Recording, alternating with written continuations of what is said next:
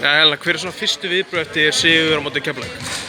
Sko, gott að ná sigri, þetta er pyrrandi sjálf mig, ég hitt ekki neitt, en bara, þú veist, spilum bara svona heilt yfir ágætlega og við varst við ekkert gera eitthvað geggjaðar rósir en samt nóg til þess að vinna og það er það sem að skipta máli. Þið eru að leiða með 10 stig í fyrri hálfleik, svo minnkaðir 2 sinnum 5 stig, hvernig var svo tilfinningar á þeim tímapunkti?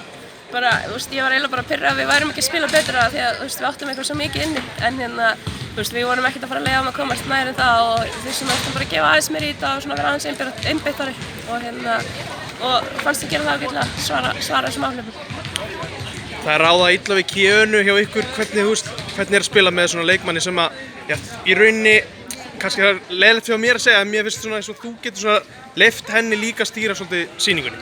Já, ég meina hún er náttúrulega bara frábær leikstjórnandi og þú veist, ef okkur vandar körfið þá er bara hægt að gefa hana og fara frá, en þú veist, ég veit ekki hvort ég er bara orðin svona eldri ári og það skiptir mig ekki öllu máli hvað ég skora mest stig eða þannig, ég langar bara að vinna og þú veist, hvort það er að skora eða þú veist, setja gott skrín þá er það bara, þú veist, það sem skiptir máli.